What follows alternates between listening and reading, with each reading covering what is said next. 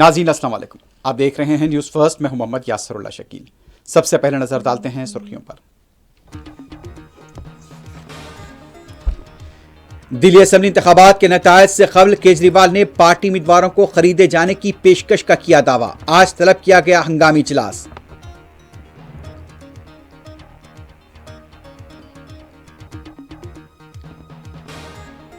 दिल्ली और एनसीआर के मुख्तलिफ स्कूल और कॉलेजेस को आज फिर मौसूल हुई ईमेल के जरिए बम रखे जाने की इत्तला। बम स्क्वाड की तलाशी मुहिम जारी।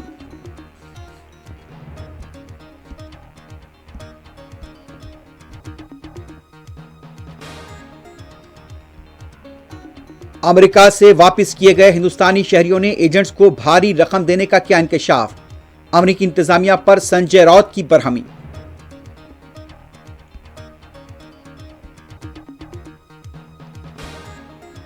जंग के मुकम्मल होने के बाद इसराइल गजा पट्टी अमेरिका के हवाले करेगा। अमेरिकी सदर ट्रंप का दावा। ट्रंप का मंसूबा मशरिकी अवस्था में अफरा तफरी पैदा कर देगा। मिस्र का रद्द-ए-अमल।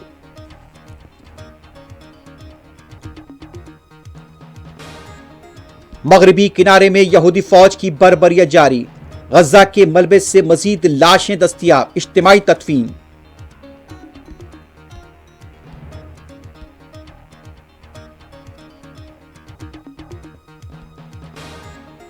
और अमेरिका के सदर ट्रंप ने इंटरनेशनल क्रिमिनल कोर्ट पर पाबंदी लगाने का किया फैसला।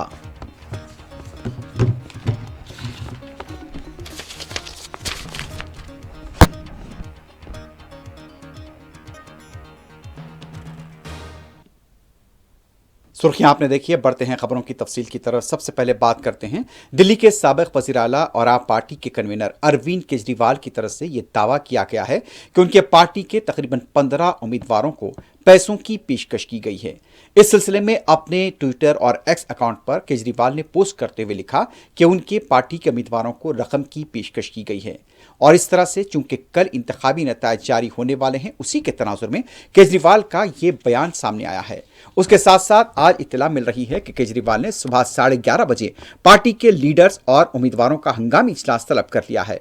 वाज़ेह है कि दिल्ली के असेंबली इंतखाबात के लिए रायदही का अमल 5 फरवरी को मुकम्मल हो चुका है। 8 फरवरी यानी कि कल नतायज होने वाले हैं और एग्जिट पोल जितने भी सामने आए हैं उसमें बीजेपी को कामयाब बताया जा रहा है। लेकिन आप पार्टी यहां पर पुरुम्मीद है कि इस बार भी वो हुकूमत बनाने जा रही है। और अब केजरीवाल का यह दावा है कि उनके अरकान असेंबली को, जो कि उनके जो उम्मीदवार हैं इलेक्शन के, उन्हें 15 करोड़ रुपए से ज्यादा की रकम की पेशकश की जा रही है। और यह भी बताया जाता है कि तकरीबन 16 ऐसे उम्मीदवार हैं जिन्हें पेशकश की गई है। अब देखना है कि केजरीवाल के यह दावे में कितनी सच्चाई है।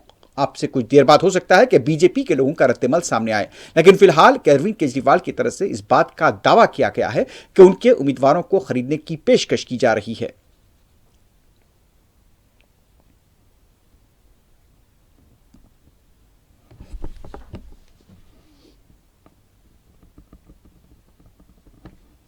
दूसरी तरफ आप पार्टी की सीनियर लीडर प्रियंका खक्कर की तरफ से यह कहा गया है कि बीजेपी हमारे उम्मीदवारों को तोड़ने की कोशिश कर रही है। उनका कहना था कि हमारा सर्वे कुछ अलग कहता है, एग्जिट पोल बिल्कुल यहां पर हम मुस्तरद करते हैं, हम फिर से हुकूमत बनाने जा रहे हैं। बीजेपी कितनी भी कोशिश कर ले, हमारी पार्टी को और हमारे उम्मीदवारों को तोड़ नहीं पाएगी। देखिए, भाजपा को लगता है कि वो फर्जी सर्वे कराकर एक माहौल तैयार कर कर उसके बाद वो नेगोशिएट कर पाएगी हमारे नेताओं से, हमारे मंत्रियों से। मैं भाजपा को बताना चाहती हूँ कि नेता मंत्री तो छोड़िए, हमारे कार्यकर्ता आप उनको भी नहीं तोड़ पाएंगे। अरविंद केजरीवाल जी के सच्चे सिपाही हैं हम लोग। ये कल मुकेश अलावत जी ने, जो हमारे मंत्री हैं, उन्होंने बकायदा ट्वीट करके वो नंबर भी बताया जिससे उनको कॉल आ रही है कि 15 करोड़ ले लो, भाजपा में शामिल हो जाओ, तुमको और बड़ा पद दे देंगे। पर ये कुछ नहीं चलने वाला भाजपा का दिल्ली में। देखिए, मुझे लगता है कि बहुत शुभ होता है कि जब हम एग्जिट पोल में नहीं आते। हम 2013 के एग्जिट पोल में नहीं दिखे, हम 2015 के एग्जिट पोल में नहीं दिखे, हम 2020 के एग्जिट पोल में नहीं दिखे और इस बार भी हम एग्जिट पोल्स में नहीं दिख रहे। ये बहुत शुभ संकेत है। हर बार हमने प्रचंड बहुमत से सरकार बनाई है जब हम एग्जिट पोल में नहीं दिखते। This time will be no different.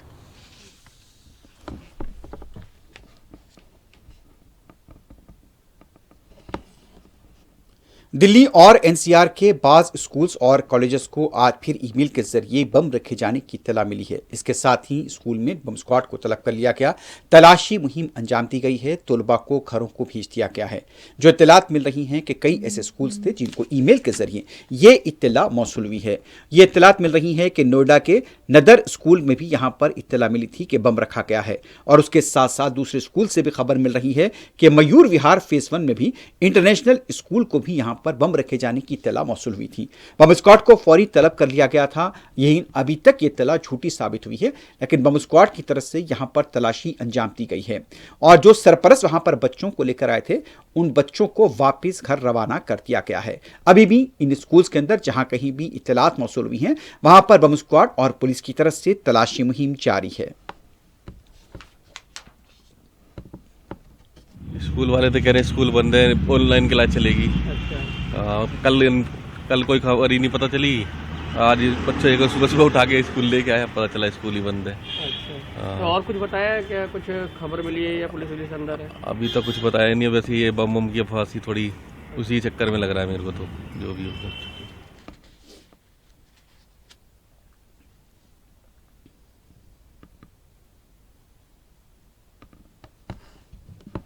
Uttar Pradesh के संभल में 24 नवंबर 2024 को जो पुरतशद्दुद वाकयात पेश आए थे सर्वे के दौरान, उसके तनाजुर में मुकामी अक़लियती कमीशन की तरफ से यह बताया जा रहा है कि हमने वहां पर मुख्तलिफ फरीक़ैन से बातचीत की है, मुख्तलिफ लोगों से बातचीत की है। लोगों ने इस बारे में कई शिकायतें की हैं। उनका यह भी कहना था कि अदालत के अहकाम पर यहाँ पर सर्वे हो रहा था, उसके बाद यहाँ पर तशद्दुद हुआ है। उनका यह भी कहना था कि हम इंतज़ामिया से भी इस सिलसिले में बात करने वाले हैं और इंतज़ामिया से बातचीत होने के बाद यहाँ पर हम अपनी रिपोर्ट को पेश करेंगे। और कमीशन के यहां पर सदरनशीन इकबाल सिंह लालपुरा की तरफ से यह कहा गया है कि इस सिलसिले में कई लोगों से हमने बातचीत की है और बातचीत के बाद कुछ यहां पर उनके खदशात भी थे और इस बारे में हम इंतजामिया से भी बात करने वाले हैं। सिक्योरिटी कमीशन ऑफ इंडिया का काम होता है कि लोगों की to remove sense of insecurity, inequality and discrimination, और जहां भी कोई समुदायिक घटनाएं होती हैं तो उसके बारे में हम मौके पे जाके पड़ताल भी करते हैं, जिससे आगे से ये घटनाएं ना हो इसके बारे में सरकार को कुछ इसके लिए अलर्ट किया जाए या उनको रिकमेंडेशन भेजी जा सके। तो ये समुदायिक घटना तो नहीं थी, क्योंकि इसमें एडमिनिस्ट्रेशन वहाँ जो सर्वे कर रही थी, जो कोर्ट का ऑर्डर था, उसके बाद वायलेंस हुई। तो इसके बारे में मैंने बहुत सारे लोगों को सुना है, लेकिन किसी अंतिम निर्णय पे पहुंचने से पहले बहुत सारी और बातें भी देखनी होती है, मिलना होता है, एडमिनिस्ट्रेशन से बात करेंगे। और भावना तो यही है कि देश में अमन अमान बना रहे और आपसी भाईचारा मजबूत रहे। तो इसके लिए कमीशन जो आता है। सर, जामा मस्जिद की पहुंचे थे, जामा मस्जिद कमेटी के लोग आपको मिले थे, क्या कुछ रहा वहाँ? नहीं, जामा मस्जिद को मैंने देखा है, जहाँ वजू खाने की बात थी। तो आई जस्ट वांटेड टू सी कि कहाँ क्या क्या हुआ है, जिससे कुछ आदमी को पता चले अपना किसी फैसले से पहले या किसी नतीजे पे पहुंचने से पहले। ये सारी चीज़ें देखनी होती है, सभी को सुनना भी होता है। मैंने बहुत लोगों को सुना भी है, बात की है, अभी कुछ और लोगों को भी मिलना है, जिससे के बाद फिर जो है कमीशन अपनी रिपोर्ट जो है गवर्नमेंट ऑफ इंडिया को भेजेगा। ये आपका पहला दौरा था, इसके बाद भी आना होगा दोबारा? जरूरत पड़ी जरूर आएंगे, जरूरत पड़ी जरूर आएंगे। अभी तो ठीक है, थैंक यू। अमेरिका से जिन तारकीन वतन को मुल्क बदर किया गया है, हिंदुस्तान पहुंचने के बाद ये सनसनीखेज इंकशाफात किए जा रहे हैं कि अमेरिका जाने के लिए एजेंट्स ने 40 से 45 लाख रुपए उनसे लिए थे और उन्हें सब कुछ बेच बाच कर अपने अमेरिका के सफ़र का गैर कानूनी तौर पर यहाँ पर इंतज़ाम किया था। अब उनका कहना था कि एजेंट्स की तरफ से जो उन्हें हरासा भी किया गया, न सिर्फ यहाँ बल्कि अमेरिका में भी उन्हें हरासा किया गया। इस बात को लेकर उनका कहना था कि हम इंसाफ चाहते हैं और हम चाहते हैं कि जो हमारी रकम ली गई थी वो रकम हमें वापस मिल जाए।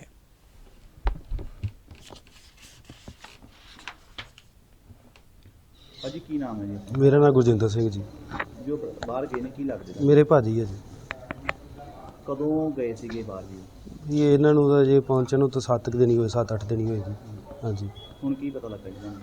ਕੁਝ ਨਹੀਂ ਇੱਥੇ 10 ਕੁ ਵਜੇ ਨਿਊਜ਼ ਚੈਨਲਾਂ ਥਾਣੀ ਵੇਖਿਆ ਜੀ, ਰਿਪੋਰਟ ਹੋ ਗਿਆ, ਆ ਗਿਆ ਤਾਂ ਉੱਥੋਂ ਫੋਨ ਆਇਆ ਜੀ ਪਿੰਡ ਤੋਂ ਦੀ ਲਿਸਟ ਆਈ ਜੀ, ਉੱਥੇ ਨਾਂ ਆਇਆ ਜੀ। ਕਿੰਨਾ ਚਿਰ ਪਹਿਲਾਂ ਗਏ ਸੀਗੇ ਜੀ ਇੱਥੋਂ? ਇੱਥੋਂ ਜੀ ਉਹ 6 ਮਹੀਨੇ ਹੋਏ ਨੇ ਜੀ। ਹਾਂਜੀ। ਪਹਿਲਾਂ ਸਿੱਧਾ USA ਗਏ ਸੀ ਜਾਂ ਨਹੀਂ, ਇੰਗਲੈਂਡ ਗਏ ਸੀ, ਇੰਗਲੈਂਡ ਤੋਂ ਜੀ। ਹਾਂਜੀ। ਕਿੰਨੇ ਕੁ ਪੈਸੇ ਜਿਹਦੇ ਲੱਗੇ ਸੀਗੇ? ਪੈਸੇ 40-45 ਲੱਖ ਲੱਗੇ ਜੀ।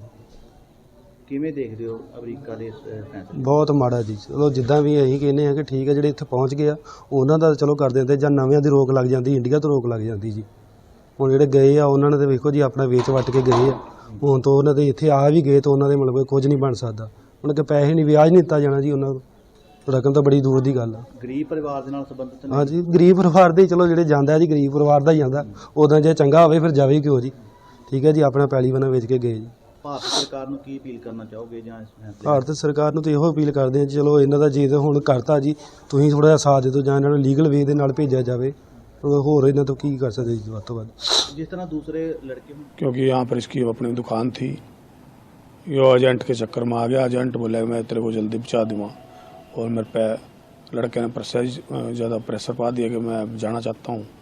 एजेंट ने उसको ज़्यादा वो कर दिया था, गुमराह कर दिया था, और बोला जी 1 महीने के अंदर जो है ना तेरे को वहाँ पर पहुँचा देंगे।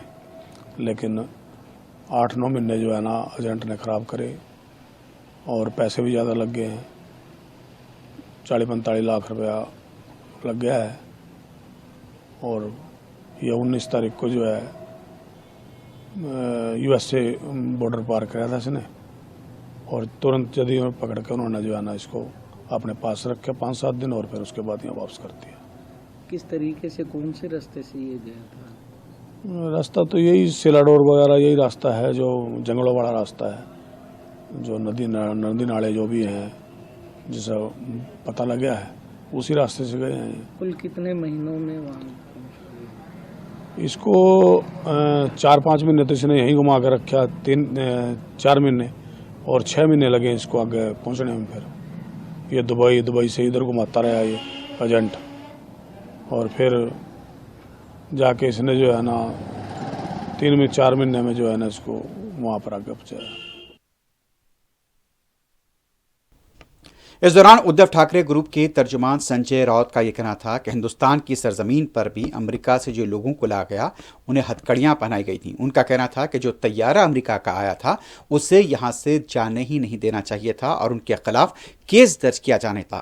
हिंदुस्तान की सरजमीन पर हिंदुस्तान के कानून का अमल होता है, लेकिन क्यों यहां पर उनके खिलाफ केस दर्ज नहीं किया गया?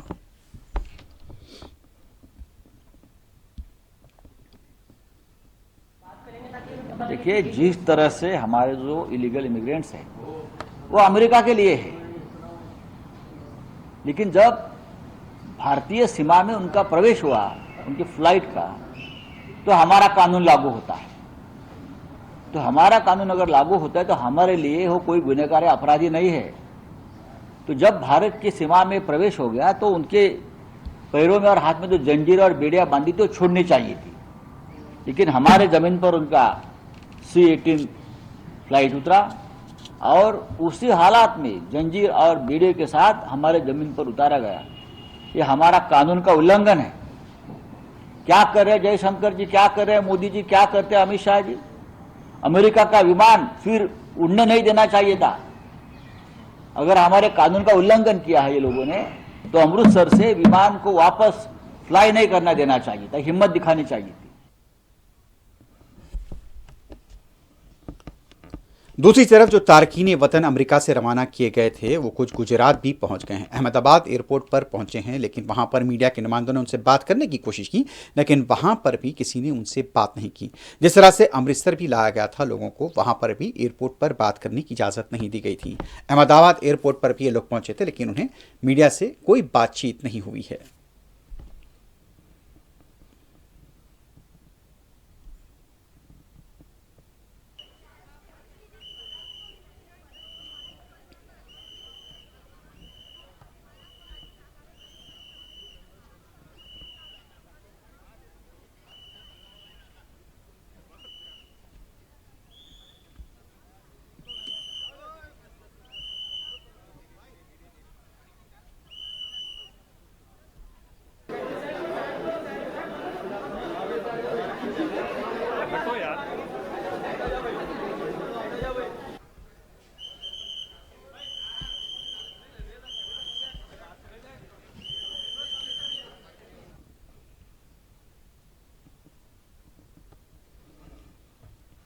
जम्मू कश्मीर के श्रीनगर में दर्जे हरारत -2 तक चला गया है और इस दौरान में श्रीनगर के सर्दी का लुत्फ लेने के लिए सयाहों की बड़ी तादाद भी देखी जा रही है। इन दिनों जिस तरह से जम्मू कश्मीर के अंदर सर्दी की शिद्दत में इजाफा हुआ है, डल झील का ये मंजर है। सर्दी की शिद्दत के बावजूद भी डल झील की रौनक भी बरकरार है और यहाँ पर सयाहों की एक बड़ी तादाद देखी जा रही है।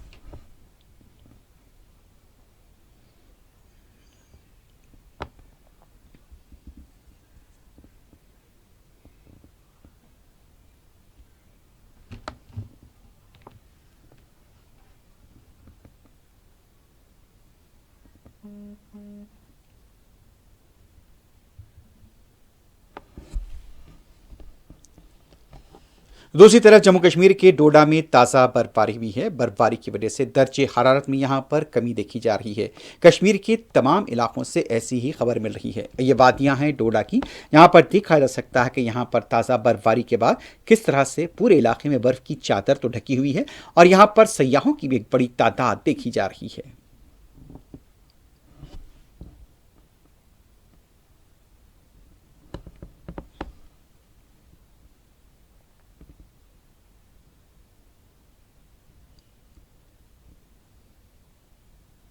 किसने जाना जिंदगी एक सफर है सुहाना, कल क्या हो किसने जाना।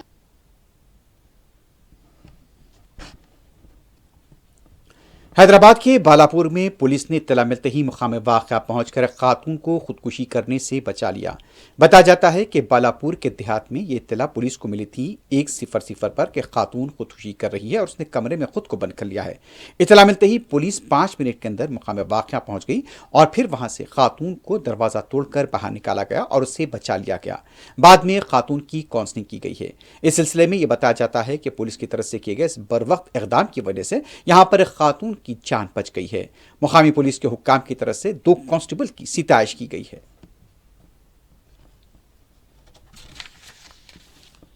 अब बढ़ते हैं बैनुल-अक़वामी खबरों की तरफ। सबसे पहले बात करते हैं अमेरिका के सदर डोनाल्ड ट्रंप की। इस्लामी ममालिक की तनकीदों के बावजूद, आलमी बरादरी की तरफ से किए जा रहे बयानबाजियों के बावजूद भी अमेरिका के सदर डोनाल्ड ट्रंप का फिर से यह कहना था कि जंग के बाद इसराइल गाजा की पट्टी अमेरिका के हवाले कर देगा। ट्रंप ने वजाहत दी कि गाजा की सरजमीन पर अमेरिकी फौजी उतारने की जरूरत पेश नहीं आएगी क्योंकि लड़ाई के बाद इसराइली इलाके को फलस्तीनियों से खाली कराने में कामयाब हो जाएगा। इसराइल के वजीर दिफा ने ट्रंप के मंसूबे का खैर मकदम किया है, जबकि इस तजवीज़ ने कुछ रिपब्लिकन अरकान को तशवीश में मुब्तला कर दिया है।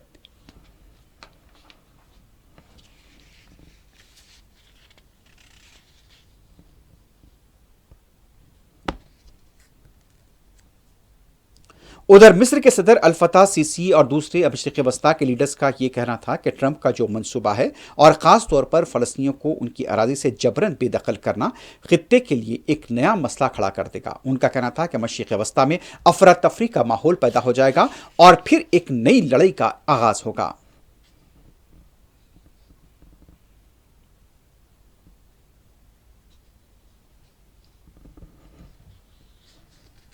अमेरिका के सदर डोनाल्ड ट्रंप के मंसूबे की हिमायत करते हुए इसराइल के वज़ीर दिफा कैट्स की तरफ से ये कहा जा रहा है कि इसराइली फौज को यहां पर हिदायत दी गई है कि एक ऐसा मंसूबा तैयार करें जिसके तहत गाजा के शहरी रजाकाराना तौर पर इलाका छोड़कर चला जाएं। अब देखना है कि यहां पर गाजा के शहरी जो पहले से कहते आ रहे हैं कि यहीं पर जिएंगे यहीं पर मरेंगे, इस सरजमीन पर हमने जीना भी है और मरना भी है। अब देखना है कि यहां पर जिस तरह मशरिक़ वस्ता से लेकर यूरोप के ममालिक भी अमेरिका के सदर ट्रंप के मंसूबे की मुखालिफत कर रहे हैं, क्या अमेरिका और इसराइल इस मंसूबे को अमली जामा पहना पाता है या नहीं।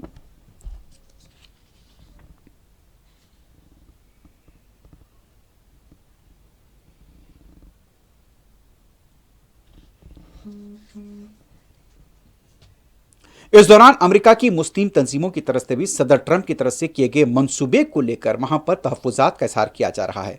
इन तंजीमों का यह कहना था कि यह सिर्फ एक हकीकी नहीं बल्कि एक गैर यकीनी तौर पर की जाने वाली धमकियां हैं जिसका कोई यहां पर अंजाम तक पहुंचना भी मुश्किल है।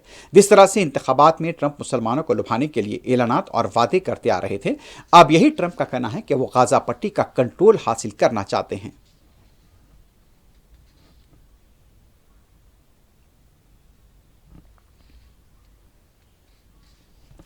उधर मगरबी किनारे में यहूदी फौज का क्रैकडाउन जारी है। गजा के मुख्तलिफ इलाकों से खबर मिल रही है कि तुल करीम के कई मकामात पर यहूदी फौज ने दाखिल होकर क्रैकडाउन किया है।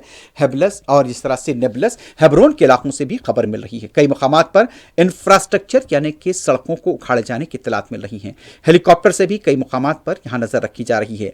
जनीन के रेफ्यूजी कैंप के पास धमाकों की इत्तलात मिल रही हैं। बैत कहील जो कि शुमाली हेब्रोन का इलाका है, वहां पर भी यहूदी फौज ने क्रैकडाउन किया है। रमल्ला से भी खबर मिल रही है कि रमल्ला और तुल करीम के इलाकों में यहूदी फौज का बड़े पैमाने पर क्रैकडाउन हुआ है। कई फलस्तीनियों को गिरफ्तार करने की भी इत्तलात मिल रही हैं।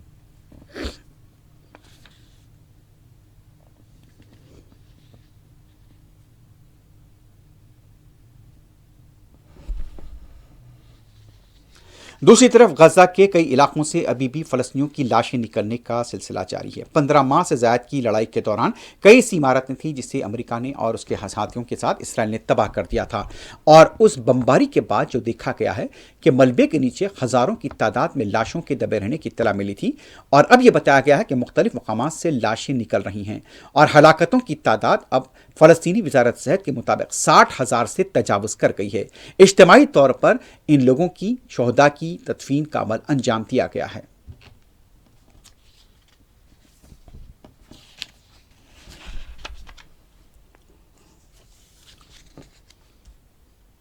एक तरफ इसराइल और अमेरिका की धमकियां, दूसरी तरफ गाजा पट्टी के बाद मगरबी किनारे में यहां पर यहूदी फौज का क्रैकडाउन।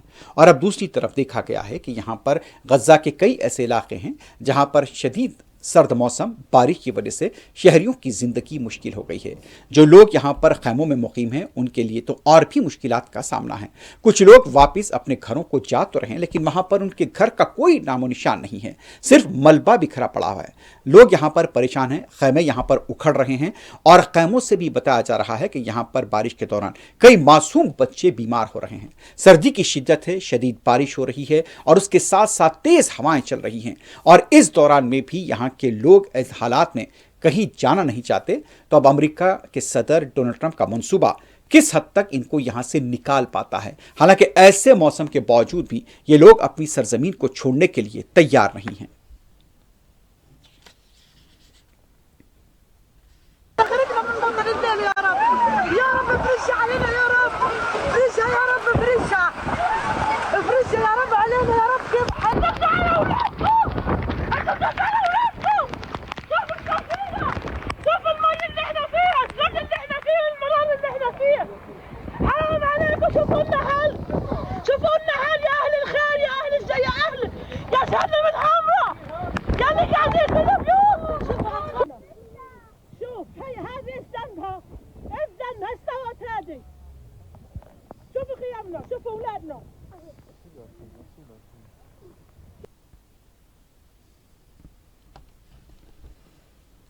अमेरिका के सदर डोनाल्ड ट्रंप की तरफ से बताया जाता है कि इंटरनेशनल क्रिमिनल कोर्ट के पूरे अमले के ऊपर और बाज़ उनके वाबस्ता शख्सियतों के ऊपर पाबंदियां लगाने का फैसला किया गया है। व्हाइट हाउस के मुताबिक अमेरिका के सदर ट्रंप आईसीसी पर पाबंदियां लगाने के हुक्मनामे पर आज दस्तखत करने वाले हैं। ट्रंप अमेरिका और इसराइल के बशमूल दीगर इत्तेहादियों के खिलाफ इक़दाम करने पर आईसीसी पर पाबंदियां लगा रहे हैं। खबरसां एजेंसी के मुताबिक अमेरिकी फैसले से आईसीसी तहकीकात में शामिल अमले और उनके अहल खाना पर मालियाती और वीज़े की पाबंदियां शामिल रहेंगी।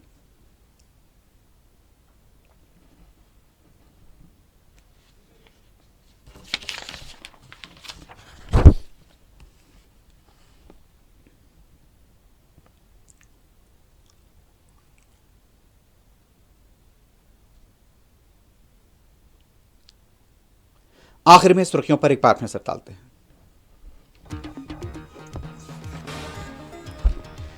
दिल्ली असेंबली इंतखाबात के नतायज से कबल केजरीवाल ने पार्टी उम्मीदवारों को खरीदे जाने की पेशकश का किया दावा। आज तलब किया गया हंगामी इजलास।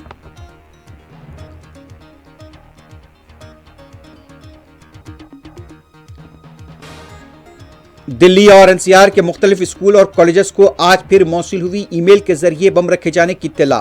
बम स्क्वाड की तलाशी मुहिम जारी।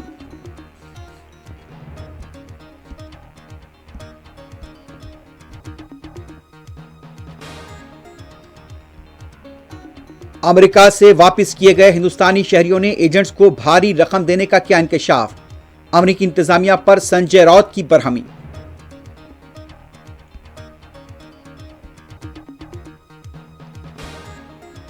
जंग के मुकम्मल होने के बाद इसराइल गजा पट्टी अमेरिका के हवाले करेगा, अमेरिकी सदर ट्रंप का दावा। ट्रंप का मंसूबा मशरिक़ वस्ता में अफरा तफरी पैदा कर देगा, मिस्र का रद्द-ए-अमल।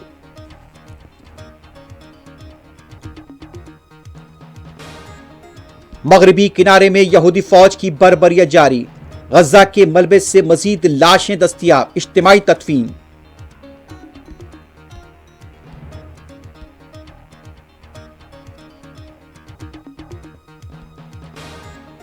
और अमेरिका के सदर ट्रंप ने इंटरनेशनल क्रिमिनल कोर्ट पर पाबंदी लगाने का किया फैसला।